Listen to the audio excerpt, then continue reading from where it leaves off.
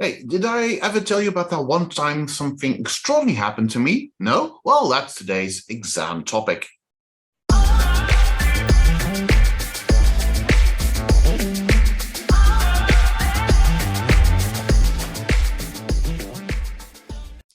So let's go over to this page. It's 2.6, top of the book.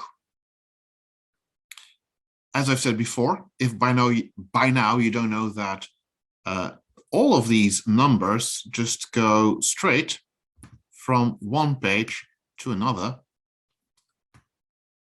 Not only is it handier to sort of know this, but also it's important because the book has a structure. And if you understand that, it'll be easier to see the structure of the book and therefore learn. But today we're not talking about learning or grammar or vocabulary. We're talking about an anecdote, a personal anecdote. So here are a couple of examples. Do you remember that one time where you went mountain biking, visited a gallery or photo exhibition? All of these options are there. And well, you could have a look at this picture and say, what might these people be thinking or feeling? And what made it a memorable day out? That's what we're talking about, the memorable day out. You are going to talk about a memorable day out for you. And here are a couple of things to look for. So what should you include? Well, where and when was it? Some other background information, who else was involved? Why was the day so memorable for you? And then make sure you're going to tell what the anecdote is going to be about. And then what happened step by step. So we'll be looking at these. Here is just an example of someone saying that. CD1, track 37. All day out. Let's see. Right, so I'm going to tell you about a great day out that I had at the local lake. This took place about a month ago, on a Saturday, and I had been working really hard studying after school in the evenings and at weekends. I hadn't been out for weeks, and I felt like I really needed a break. So I called my friend Lisa, and we decided we would take a picnic and go to the lake not far from our village. The weather wasn't great, but we went anyway, and as soon as we got there, the sun came out. Initially, we were the only people there, but it's a popular spot, and as expected, other people soon started arriving. As we were sitting there on our blanket, another group of teenagers came and sat down right next to us. They were really friendly, and we chatted for a bit. Then someone got a flying disc out. All of a sudden, the weather changed, and out of the blue, it started pouring with rain. We were going to go, and then someone said, we might as well go for a swim as we were wet anyway. Swimming in the rain was fantastic, and fortunately, after it stopped raining, the sun came out again, and we ended up staying all afternoon. Eventually, the evening came, and it started to get cold, so we headed home. Without a doubt, it was one of the best days I've had in ages and a welcome break from studying. We're planning to meet our new friends again as soon as we've finished our exams. Funnily enough, the best days are often the ones you don't really plan. So here you see in which order she told us about that day. And it's basically telling you, you don't necessarily have to involve in this order. You see it in the book. It can be in a different, but I want all of these to be part of your story. If you listen carefully again, you may have noticed that some of those words, like initially over here, were mentioned. And if you have a look, these words, by the way, you can also find them on Smart School. I've already sent it to STV and BIBTW, you'll get it. So basically, these are some things I would like you to use in your dialogue, because it makes the structure of the text better. So something to introduce the anecdote. Doesn't matter if you're going to say, I'm going to talk about a great day out, or, well, here's a story I'm never going to forget, and here's why. You don't have to use all three of them, just make sure you have one of them.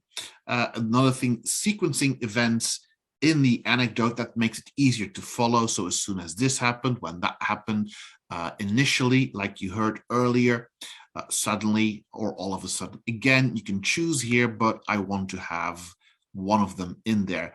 Again, to describe them vividly, some options there, and finally to finish the anecdote. Again, a couple of options. So make sure you find them, and well, if in that mail, if you can't, you can always go back to this video because you see them over here as well. And then finally, here is an anecdote, and I'm just going to play it. And while it is getting past the thing you can technically choose, you can look in your book and see for the two options, or you can just follow it. It's just how you can see a well-structured text. If you would like to practice this for yourself, feel free to have a look at it first and then play the rest of the video. I'm just going to start playing it, and like I said, the answers will pop up as we go past them. CD 1, track 38. Right, so this is a story about a day I'll never forget. I've always loved music, and last month my friend and I went to a DJing workshop. To begin with, we learned about the equipment. We can't afford our own stuff yet, but fortunately, we were able to use the decks, mixers, and laptops at the centre. When we had understood the basics, it was time to have a go. Predictably, it was really difficult at first, but after a while, I started to get the hang of it. It feels and sounds fantastic when you get it right. It turned out to be an unforgettable day. I can't wait for the next workshop. Ideally, I want a bit more, of course. This is just 40 seconds, but it's showing you that, especially with the fourth example, when it doesn't have to be a long word or a long phrase you're going to use to structure that text. So basically, I want to get a couple of these points. Like I said, I want you to use these details, which you find in exercise 3, and I want you to use one of each from exercise 5. I'd be inclined to say that's it, but it's not. There's one more thing which is quite important, and it's this. This is only part of your speaking exam. The other part is a bit different, whether you're in STW or BE-BTW. And I'm going to explain that very briefly, starting with STW. So STW, this is your task. You got this via mail. I think it was, let me check the exact date. If you go back to the 30th of May, you'll find this in your mailbox. And it was supposed to be a pair task. So if you weren't there at the time, perhaps you can find a partner, or you can just go over these by yourself. So for instance, let me check. Number 4, do you tend, and then there's 3 options. Do you tend to listen? Do you tend to listen, or do you tend to listening to music while cycling? So let's say I have to do it by myself. I could say, do I tend, and then a form of listen to music while cycling? Well, yes, I do. And people say it's etc. So the very important thing here is 2 things, actually. Number 1, I need those 10 answers, whether you're doing this by yourself or not. So when you have that file, go back to the mail, like I said, go and reply and give me the 10 answers. So for instance, for number 4, if it's to listen, listen or listening. Number 5, to cycle, cycling or cycle. I don't need the entire sentence, just that.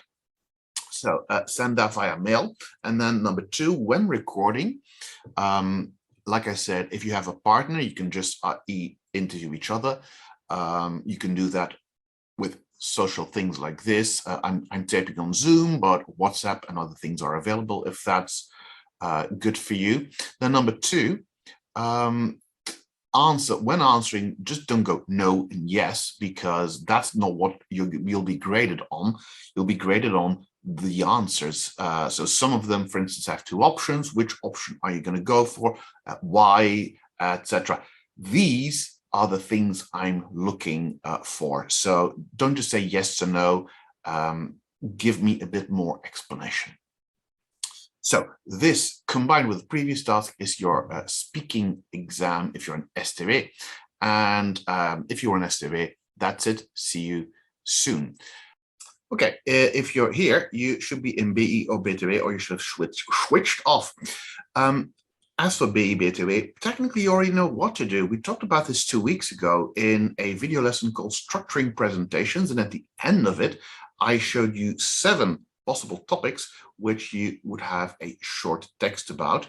And like I said, there's 4 steps. You start with the introduction, something to engage, then you have the introduction, you outline, and then you end. So that's it, a short little presentation about one of these topics. You upload it on Smart School, and that is all there is to you. So whether you are being an or BTW or still in STW and wanted to see the end of the video, that's it. It's the end of the video. I'll see you soon. Good luck with the exams, the rest, and I'll see you soon. Cheerio.